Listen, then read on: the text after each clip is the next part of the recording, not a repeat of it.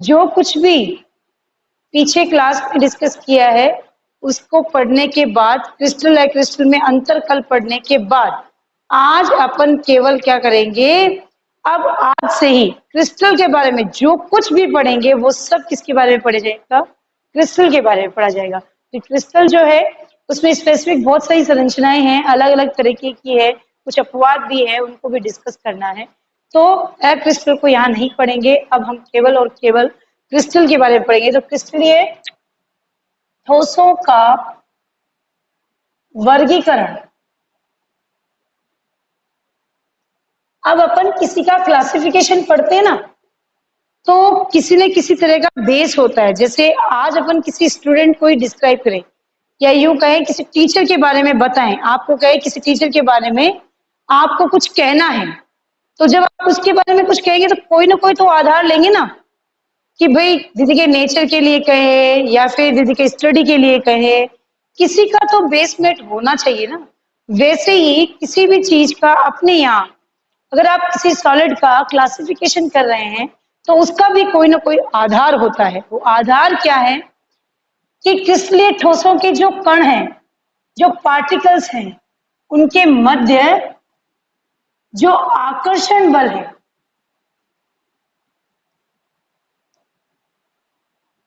आकर्षण बल है, उसके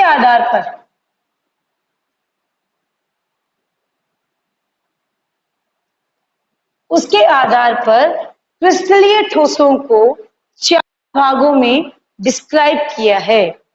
उन्हें क्लासिफाइड तो 4 भागों में किया है। पहला है आयनिक ठोस। हाँ बेटा, हाँ बेटा, चलो बेटा शुरू करते हैं। अपने पास क्रिस्टल जो है बेटा उनको कितने भागों में बांटा है, 4 भागों में बांटा है। पहला है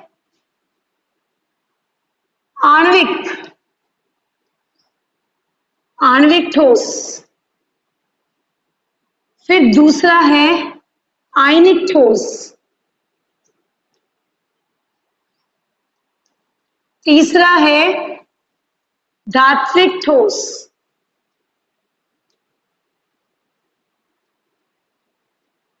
और चौथा है सहसंयोजक ठोस।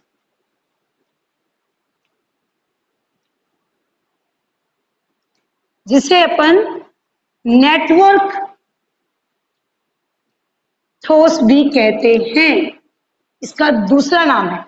इसे अपन नेटवर्क ठोस भी कहते हैं। सहसंयोजक ठोस को क्या कहते हैं बेटा, नेटवर्क ठोस भी कहा जाता है। बात समझ में आ रही है?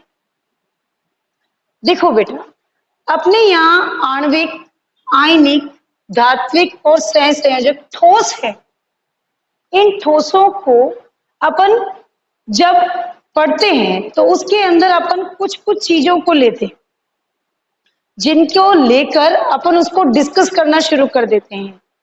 सबसे पहले तो ये कि आणविक ठोस क्या होता है, आणविक ठोसों के कण कैसे होते हैं, इनमें कैसा आकर्षण बल पाया जाता है, इनके गलनांक क्वथनांक क्या होते हैं, इनकी भौतिक अवस्थाएं क्या होती है, इनकी चालकता क्या होती है, और इनके अंदर कौन कौन से एग्जाम्पल जो हैं वो एग्जिस्ट करते हैं। तो ये कुछ पॉइंट्स हैं जिनको हर एक ठोस के बारे में अपन पढ़ेंगे। जैसे सबसे पहले अपन आयनिक ठोस को डिस्कस करेंगे और आयनिक ठोस के अंदर कितने पार्ट होते हैं, फिर उनके जो ये गुणधर्म जो मैंने अभी बताए उन सबको अपन डिस्कस करेंगे। तो आपको ऐसा एक चार्ट बनाना है और उसके अंदर अपने को इंडिविजुअली चीजों को पढ़ना है। तो आपने ये चार्ट बना दिया होगा। अब चार्ट बनाने के बाद अपन सबसे पहले पता है क्या लिखेंगे, अपन सबसे पहले लिखेंगे आणविक ठोस। कौन सा ठोस, आणविक ठोस। अब आणविक ठोस में अपन कुछ पॉइंट्स को डालेंगे। जैसे आणविक ठोस में ये ठोसों का प्रकार हो गया, ठोसों के प्रकार में सबसे पहला क्या आया, आणविक ठोस। आप चाहे तो सारणी बना सकते हैं, लेकिन सारणी में पर्याप्त जगह नहीं होगी क्योंकि सारणी तो बुक में भी बनी हुई है। फिर मैं क्या बता रही हूँ वो तो आप खुद भी पढ़ सकते हैं, मेरी क्या जरूरत है, उसके लिए कोई जरूरत नहीं है। ठोसों के प्रकार में सबसे पहला आणविक ठोस है। आणविक ठोस जो है बेटा उसको भी क्लासिफाइड किया गया है। कितने भागों में? 3 भागों में। आपने जो चार्ट बनाया है ना उसके अंदर आणविक ठोस है ना, उसके नीचे यूं क्लासिफाइड करो 3 और लिखो अध्रुवीय, ध्रुवीय और हाइड्रोजन बंध युक्त आणविक ठोस। लिख दिया? इस तरह से आपको इन चीजों को लिखना है। अब आप यहां पर सबसे पहले लिखेंगे अवयविक कण।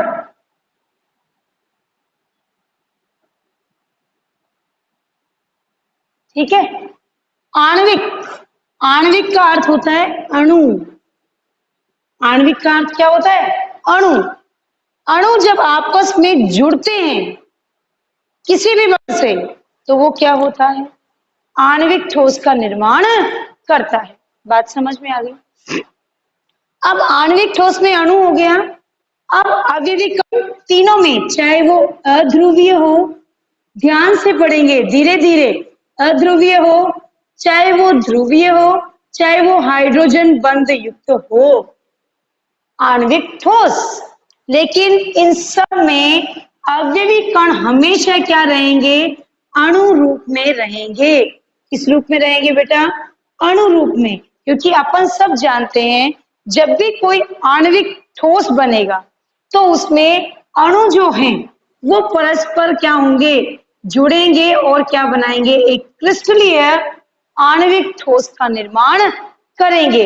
ये जो पार्टिकल्स तुम्हें दिख रहे हैं, ये जो कण तुम्हें दिख रहे हैं, ये किस रूप में है बेटा? अणु के रूप में है। जैसे अपने पास कई अणु हैं, HCl है कि नहीं है? H2 है, O2 है, ये सब अणु है। अणु की मेन परिभाषा आपके दिमाग में हमेशा फीड रहनी चाहिए कि परमाणु कई होते हैं, कण कई होते हैं, असंख्य होते हैं। अगर उन कण, असंख्य कणों को मिलाएं तो एक तत्व का निर्माण होता है। और तत्व में यदि अपन 2 ही परमाणु को आइडेंटिफाई कर रहे हैं, इसका मतलब वो परमाणु 2 जो हैं वो मिलकर अब केवल तत्व नहीं कहलाएंगे, अब उन्हें आप क्या कहेंगे? अणु कहेंगे। मेरी बात समझ में आ रही होगी। असंख्य परमाणु होते हैं किसी तत्व में, लेकिन जब 2 परमाणु मिलते हैं तो वो अणु बनाते हैं। जब एक कण होता है तो वो परमाणु कहलाता है, और असंख्य जब हो जाते हैं तो उन्हें तत्व कहते हैं। तत्व एक से अधिक मिलते हैं तो यौगिक बनते हैं, और जब यौगिक मिलते हैं बहुत सारे तो वो मिश्रण बना देते हैं। तो ऐसी बातों को जनरली अपने दिमाग में हमेशा रखना चाहिए कि पार्टिकल्स क्या होते हैं, कण क्या होता है, परमाणु क्या होता है, अणु क्या होता है, तत्व क्या होता है, यौगिक क्या होता है और मिश्रण क्या होता है। ये जनरल कॉन्सेप्ट है जिन्हें हम 11th में बहुत अच्छे से पढ़कर आते हैं। फिर भी यहाँ आया तो मैंने बता दिया, आपको बात समझ में आ गई होगी। अब आगे करते हैं। इसके आगे अगला जो टॉपिक है वो है आकर्षण बल। आवेविक कण हो गए, अब है आकर्षण बल। थोड़ा ध्यान करेंगे इन सब में आकर्षण बल की प्रवृत्ति कैसी होती है। तो सबसे पहले बेटा अध्रुवीय। अब अध्रुवीय मतलब नॉन पोलर, ध्रुवीय मतलब पोलर।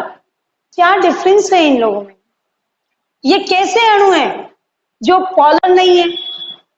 पोलर कब होते हैं और कब नॉन पोलर होते हैं? तो इसका बहुत सिंपल सा अपन ने 11th में भी पढ़ा है कि कोई भी मॉलिक्यूल ध्रुवीय और अध्रुवीय कब होता है।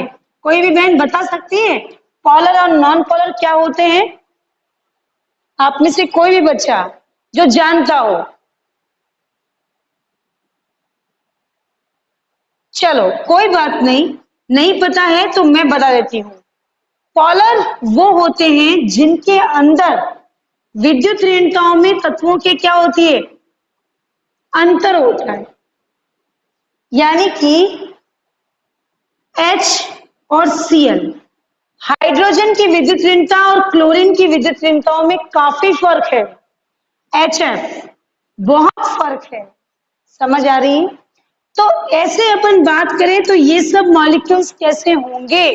ध्रुवीय, जिनकी विद्युत ऋणताओं में क्या होता है, जिन दो परमाणुओं के मध्य विद्युत ऋणताओं में अंतर होता है, वो सब क्या कहलाते हैं? हमेशा पॉलर कहलाते हैं, क्योंकि वे एक परमाणु के बाह्यतम कक्ष के इलेक्ट्रॉन को दूसरे कक्ष के नाभिक द्वारा आकर्षित करने की क्षमता रखते हैं। पॉलरिटी क्या होती है? किसी भी एक परमाणु या कण के द्वारा या उसके नाभिक के द्वारा दूसरे परमाणु के बाह्यतम कक्ष के इलेक्ट्रॉन्स को अपनी ओर क्या करना? आकर्षित करने की क्षमता। कौन सा गुण डेवलप कर देती है? उस अणु में पॉलरिटी डेवलप कर देती है। क्लियर? बात समझ में आ गई होगी। बट नॉन पोलर्स क्या होते हैं? जिनकी विद्युत ऋणताएं समान होती है, लाइक H2, Cl2, Br2। ये सिमिलर क्या है? पार्टिकल्स हैं, सिमिलर परमाणु है, जिनकी विद्युत ऋणताओं में कोई अंतर नहीं है, इसलिए इनमें कोई भी एक दूसरे को अपनी ओर खींचता नहीं है। ये संतुष्ट प्राणी है। तू भी खुश रहे, हम भी खुश रहते हैं, जियो और जीने दो, जैसे कॉन्सेप्ट लागू होते हैं किन पर? अध्रुवीय मॉलिक्यूल्स पर। बात समझ में आ गई होगी। इसलिए अपन बात करते हैं। हाँ जी, हाँ हाँ, ऐसा भी हो सकता है। और लाइक CH4, जिनकी विद्युत ऋणताओं में बहुत कम अंतर होता है, जैसे कार्बन और हाइड्रोजन, है ना, इनमें पोलरिटी नहीं आती है। तो ये सब क्या है बेटा? अध्रुवीय। ओके, और कुछ चले? चले बेटे? ओके, तो ध्रुवीय अध्रुवीय मॉलिक्यूल्स और ध्रुवीय समझ में आए। तो अब अपन इनको इसी तरह से बेस पर अपन क्या करें? इनका आकर्षण बल। तो पहला है अध्रुवीय में, इनमें चलता है लंदन बल। आप में से किसी बहन को याद है 11th में लंदन बल क्या था? लंदन बल और ताक्षणिक द्विध्रुव द्विध्रुव आकर्षण बल, याद है? प्रेरित द्विध्रुव द्विध्रुव आकर्षण बल। ये सब नाम हैं जिनको मैंने तुम्हें 5वें चैप्टर में पढ़ाया है, पदार्थ की अवस्था में, कि मॉलिक्यूल्स के बीच में बॉन्डिंग जो होती है, उनके टाइप्स कितने प्रकार के हो सकते हैं। किसी की भी आवाज नहीं आ रही है, इसका मतलब बच्चे पीछे का भूल रहे हैं। बेटा मत करो ऐसा, दिक्कतें हो जाएगी। पीछे का सब कुछ याद रखो, तभी आगे बढ़ पाएंगे। केवल मात्र जिस क्लास में आए हो उसमें पढ़ना पर्याप्त नहीं है, पीछे का भी याद रखो। तो तात्कालिक प्रेरित द्विध्रुव द्विध्रुव आकर्षण बल को ही क्या कहते हैं? लंदन बल कहते हैं। ये लंदन नाम के साइंटिस्ट के द्वारा सबसे पहले रिसर्च किया गया था। एक्चुअली ये क्या होता है, ध्यान करेंगे, कोई भी दो अध्रुवीय मॉलिक्यूल जिसमें नाभिक के चारों ओर इलेक्ट्रॉन जो है वह असामान्य रूप से बिखरे हुए रहते हैं, इसीलिए इन्हें अपन अध्रुवीय मॉलिक्यूल्स कहते हैं। दोनों अध्रुवीय मॉलिक्यूल्स में से ये ए और ये बी है, इनमें कोई बॉन्डिंग नहीं है। इसमें किसी बाह्य विक्षोभ जो अचानक उत्पन्न आया है, अचानक उत्पन्न बाह्य विक्षोभ, बाह्य विक्षोभ के कारण इसमें तात्कालिक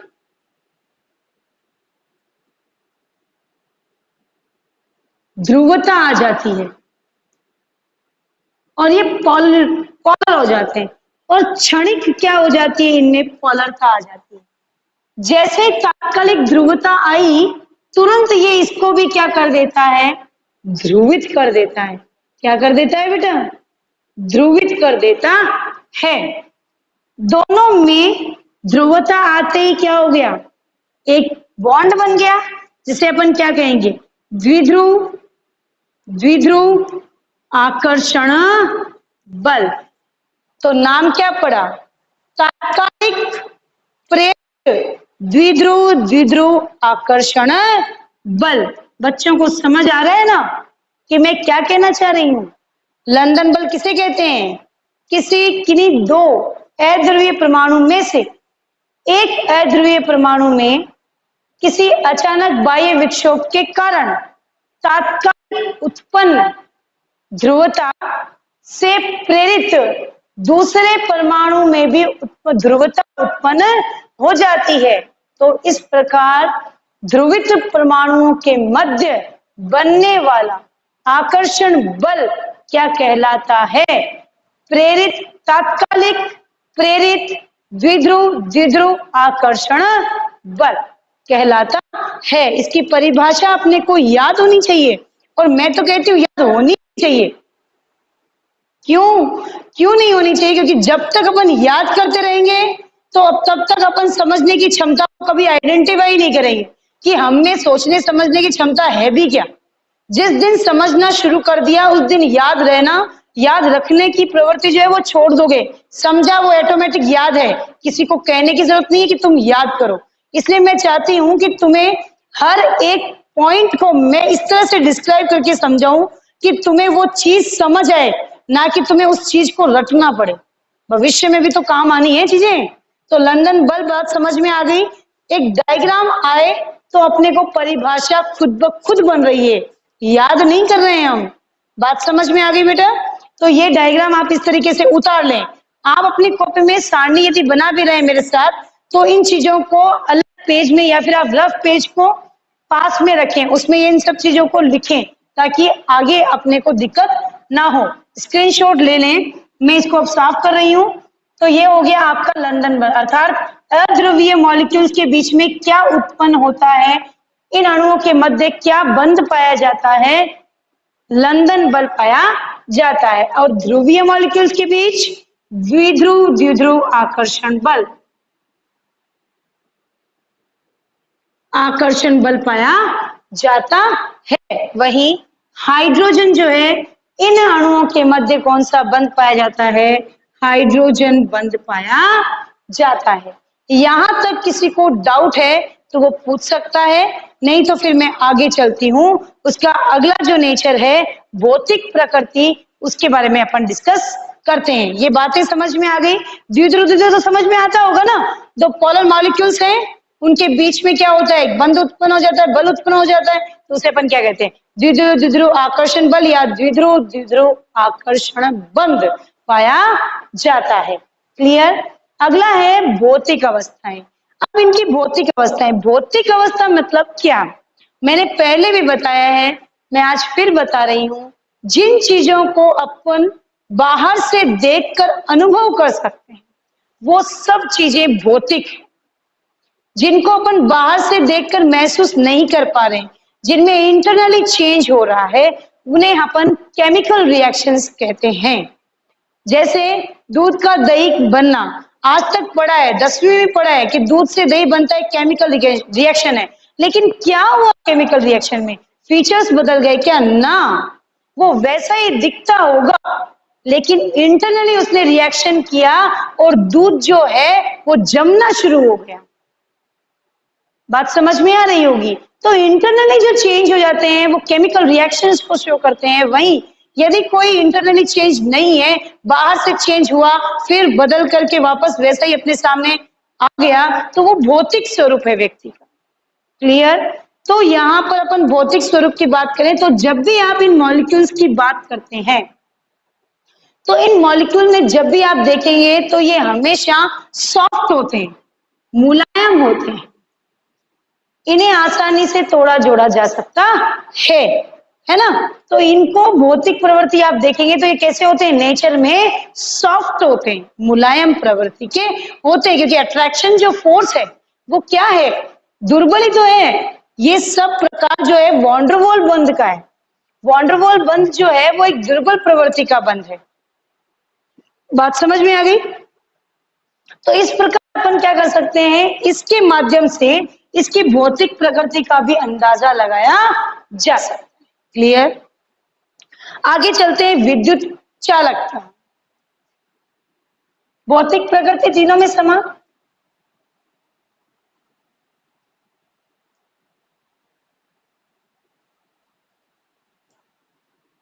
विद्युत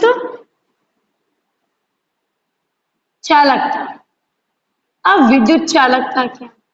अरे जहां पोलरिटी शो नहीं हो रही है, जहां बहुत कम, वैसे भी ठोसों में तो चालकता ठोस अवस्था में कमी होती है, वो कुचालक ही होते हैं।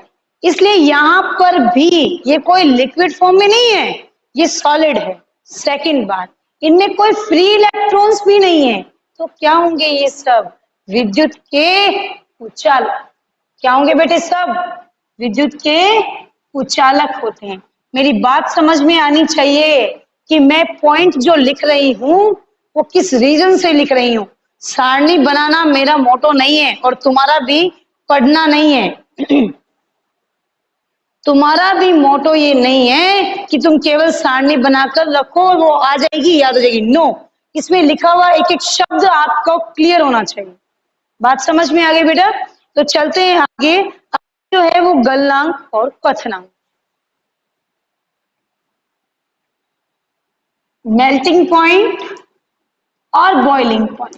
आप बताइए, जिनके बंध दुर्बल होते हैं और उनको यदि आप अत्यधिक ताप देंगे तो इतने अत्यधिक ताप की उनको आवश्यकता है क्या? किसी व्यक्ति को भूख लगी नहीं है और जबरदस्ती तुमने बहुत सारा खाना बना के खाओ खाओ, आवश्यकता है क्या? नहीं है। जिन चीजों की आवश्यकता ही नहीं है, क्यों जबरदस्ती कर रहे हैं? लेकिन हम लोगों में वो जबरदस्ती करने वाला सिस्टम कुछ ज्यादा ही है ना? अपने मनमार कुछ ज्यादा ही होती है। नहीं करो करो, नहीं खाओ ना खाओ, प्लीज प्लीज। भले ही अगले अगले के पेट में जगह नहीं हो, भले ही वो मर जाए, खा के मारेंगे, भूखे नहीं, मरो पर खा के। हाँ, तो ऐसा नहीं होना चाहिए। तो जब जरूरत नहीं वो काम मत करो। तो इसीलिए यहाँ पर जब जरूरत ही नहीं है, जब कंपाउंड बहुत ही सॉफ्ट है, आसानी से बन टूट रहा है, तो आप टेम्परेचर देंगे क्यों? तो उसका बॉइलिंग पॉइंट और मेल्टिंग पॉइंट क्या हो जाता है? कम। यानी कि सबका ही क्या होगा? कम। हाइड्रोजन बॉन्ड तो वैसे भी बहुत इजी से दुर्बल प्रवृत्ति के होते हैं। अगला है एग्जाम्पल्स। एग्जाम्पल आपकी बुक में भी दिए होंगे। जैसे कि अध्रुव में बात करूं तो मैंने पहले ही बताया H2Cl2 Br2। वहीं पर ध्रुवी की बात करूं तो HCl SO2। वहीं हाइड्रोजन बंध की बात करूं तो H2O HF व NH3। अब एक डाउट आना चाहिए तुम्हारे दिमाग में कि दीदी आप कह रहे हैं कि H2O, आपके तो शब्द मुंह से निकल गया, जो निकल गया तो वो तो निकल ही गया, आप क्या कर सकते हैं। बोला H2O तो दीदी कुछ अलग होता नहीं है, ये गलत है, आप गलत पढ़ा रहे हैं हमें, है ना दीदी? गलत पढ़ा रहे हैं? नहीं, H2O जो है वो खुद जो है वो कभी भी विद्युत का चालक नहीं होता है। H2O सिंपल आपके पास प्योर नहीं है।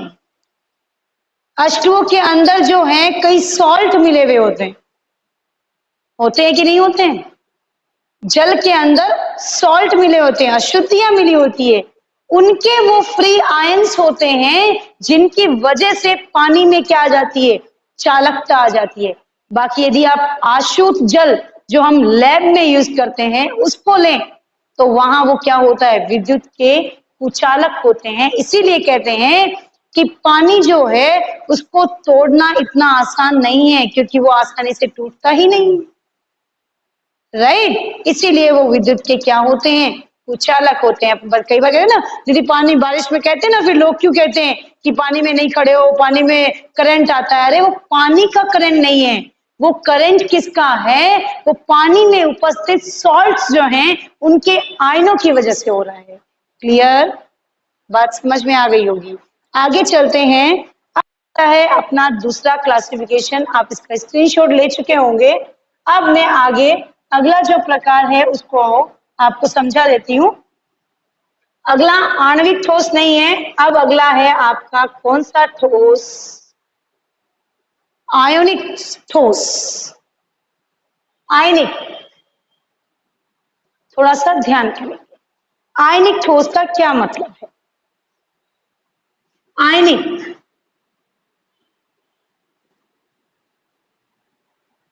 ठोस। आयन शब्द का जब भी नाम आता है तो हम सबके दिमाग में तुरंत क्लिक कर जाता है धनायन और ऋणायन। इसमें कोई गलत भी नहीं है, सही बात है। जहां आयन होंगे तो आयन तो दो ही प्रकार के होते हैं, धनायन या फिर ऋणायन। तो आयनिक जो ठोस होते हैं उनमें भी क्या होते हैं, ऐसे ठोसों के जो पर धनायन व ऋणायन द्वारा घिरे हुए होते हैं उनके मध्य पाया जाने वाला बंध क्या कहलाता है, आयनिक बंध। व इस प्रकार बनने वाले ठोस क्या कहलाते हैं, आयनिक ठोस कहलाते हैं। बात समझ में आ गई होगी। आयनिक ठोस जो होते हैं उनमें अवयविक कण क्या होते हैं बेटे, आयन होते हैं। आयनिक ठोसों में कैटायंस होते हैं और एनायन होते हैं। इन ऐसे बहुत सारे एनायंस और कैटायंस परस्पर क्या होते हैं, आपस में जुड़कर एक क्रिस्टल का निर्माण करते हैं। और ये क्रिस्टल्स जो होते हैं वो किस रूप में पाए जाते हैं, आणविक ठोसों के रूप में पाए जाते हैं। अब इनमें अवयवी कण क्या होते हैं, आयन होते हैं। क्या होते हैं अवयवी कण, आयन, कैटायन और एनायन। आओ बेटे अब चलते हैं आगे, इनमें आकर्षण बल कैसा पाया जाता है। फिजिक्स में पढ़ लिया होगा और आगे भी पढ़ते ही रहोगे। फिजिक्स में भी अपन आयंस को पढ़ते हैं और वहां पर आप कई बार पढ़ाया होगा कि जो भी पार्टिकल्स होते हैं फॉर्मेशन प्लस चार्ज और माइनस चार्ज में हो तो उनके मध्य एक बंध पाया जाता है जिसे कहते हैं स्थिर वैद्युत आकर्षण बल। आपके 12वीं में फर्स्ट चैप्टर होगा स्थिर वैद्युत की, उसके अंदर बताया गया होगा कि कोई भी आयन जो होते हैं उनमें परस्पर जो बॉन्डिंग होती है वो होती है स्थिर वैद्युत आकर्षण बल। क्या होता है स्थिर वैद्युत आकर्षण बल, कैटायन और एनायन जब आपस में जुड़े हुए होते हैं तो कैसे होते हैं, परस्पर एक दूसरे से बहुत अच्छे से जुड़ते हैं। ये कैसे, आइए चेक करते हैं। देखो एक क्रिस्टल के अंदर कैटायन और एनायन का स्ट्रक्चर क्या होता है। जैसे अपने पास एक कैटायन है, ठीक है, फिर ये एनायन है, यहां भी एनायन है और यहां भी एनायन है और यहां भी एनायन। बेसिकली मैक्सिमम टाइम कोई भी क्रिस्टल में उपस्थित जो अवयवी कण है और वो कैटायन है तो वो 6 एनायन द्वारा, या कोई एनायन है तो वो 6 कैटायनों द्वारा घिरा हुआ रहता है। लेकिन ये तो आपको 2D में दिख रहा है, जबकि हम ठोस जो चैप्टर पढ़ रहे हैं उसमें लगभग सभी चीजें किसमें दिखाई देनी चाहिए, 3D में दिखाई देनी चाहिए। अगर 3D में दिखाई दे रही है तो बात समझ में आ जाती है। तो 2D में तो समझ में आ गया। देखो बेटा सामने एक तो गया आगे पीछे इधर उधर ऊपर नीचे होना चाहिए ना, 6 प्रकार है, सामने से क्लियर पता होना चाहिए। इस तरफ, बाईं तरफ, दाईं तरफ, आगे और पीछे, ये तो 4 दिख रहे हैं, सब बच्चों को दिख। लेकिन मॉलिक्यूल तो सेंटर में है ना, तो ऊपर भी तो होगा नीचे भी तो घेरा हुआ होगा, हाँ होगा। तो ये हो गया आगे और ये हो गया पीछे, ये हो गया 3D सिस्टम। 2D में तो 4 दिखेंगे और 3D में 6 दिखेंगे। 3D के मॉलिक्यूल्स को यदि आप घुमाते हैं तो सारे उसके मॉलिक्यूल जो भी पार्टिकल्स उससे जुड़े हुए हैं वो सब आपको क्लियर दिखाई देते हैं कि ये किस तरह से अरेंज किया गया है। मेरी बात समझ में आ जानी चाहिए, 2D में कैसे होते हैं और 3D में कैसे होते हैं। तो इनके मध्य जो ये आकर्षण बल है, ये जिस बल से आपस में जुड़े हुए हैं वो क्या कहलाता है, स्थिर वैद्युत आकर्षण बल।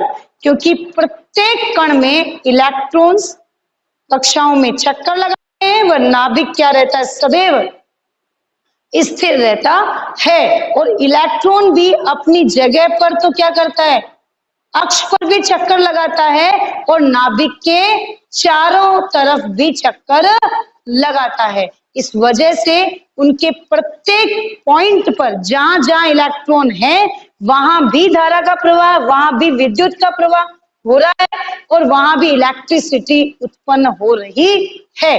प्रत्येक कण प्रत्येक इलेक्ट्रॉन के साथ। बात समझ में आ गई?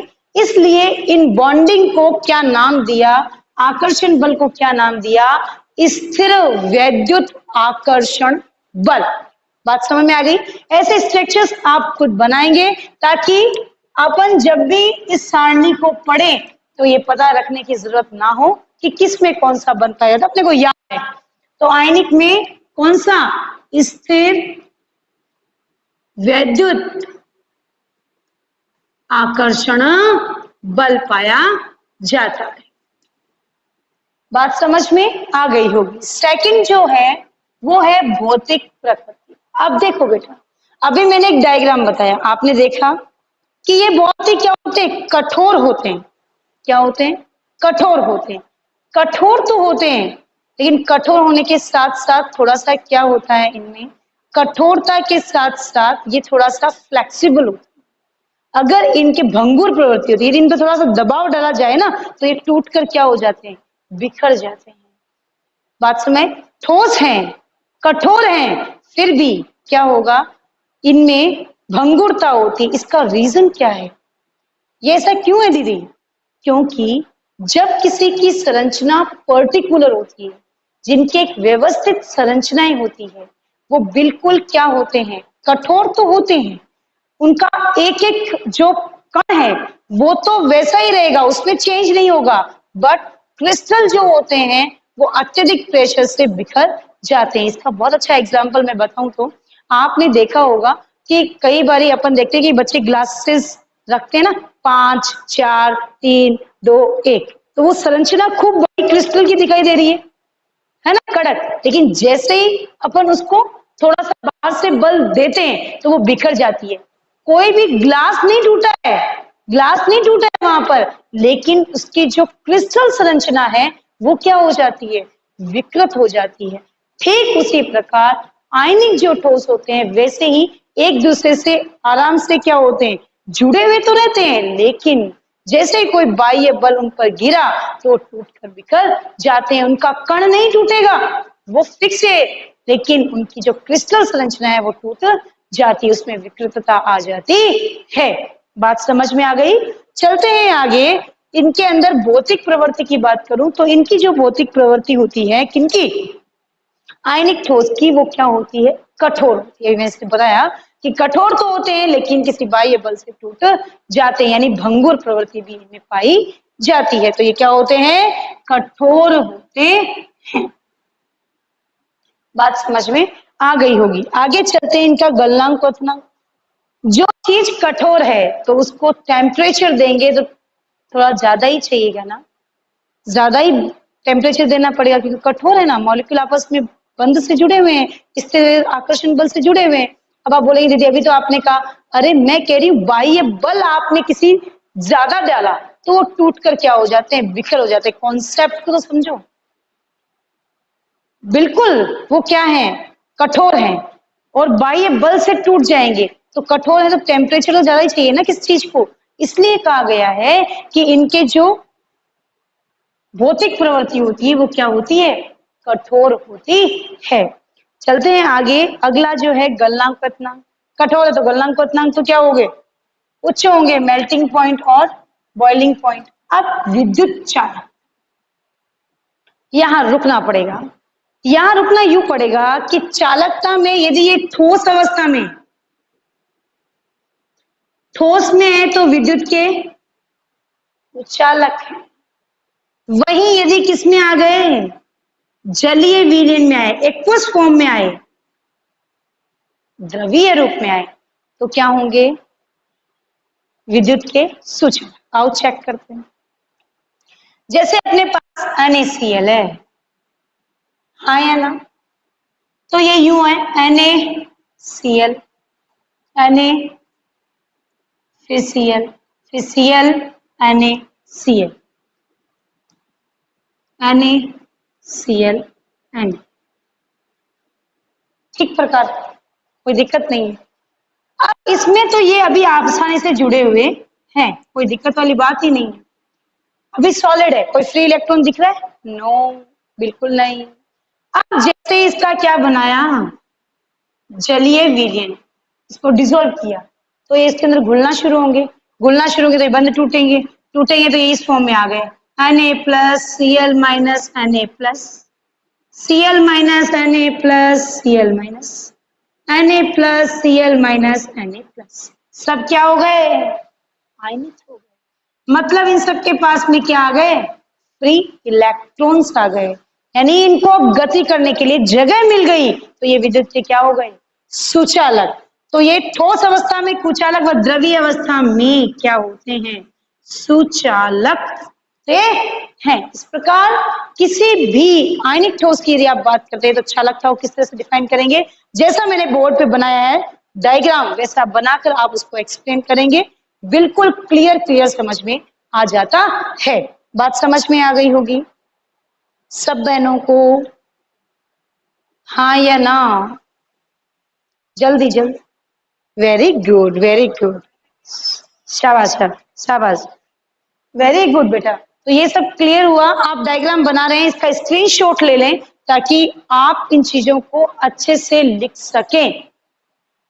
फटाफट देखें, जल्दी कीजिए। तो ठोसों के प्रकार में ये हो गया आयनिक ठोस। अगली जो कैटेगरी है वो है धात्विक ठोस। क्या है? धात्विक ठोस।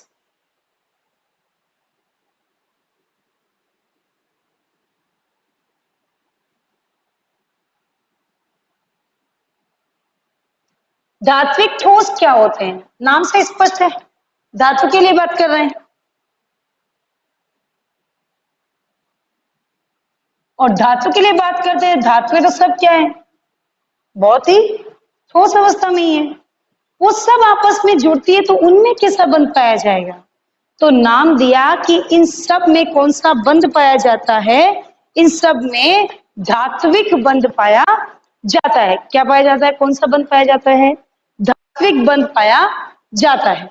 अब धात्विक बंध की जब बात कर रहे हैं तो धात्विक बंध क्या होते हैं? हमने तो कभी ऐसा सुना नहीं, केवल धातु धातु देखी है, हमने बंध तो नाम दे दिया, धातु के मध्य बंध तो धात्विक बंध। तो फिर समझा क्या, देखा क्या? अभी दिखाते हैं। ठोसों में प्रकार बेटा, तो ठोसों में दिखाया धात्विक ठोस, और धात्विक ठोस सभी धातुओं के मध्य परस्पर बंध जो बनता है उसे धात्विक ठोस कहते हैं। और इनके अवयवी कण जो हैं वो किस प्रकार के पाए जाते हैं? अवयवी कण जो होते हैं वो इस प्रकार होते हैं जैसे विस्थानीकृत इलेक्ट्रॉन के समुद्र में कर्नेल। एक नया शब्द आया, विस्थानीकृत इलेक्ट्रॉनों के समुद्र में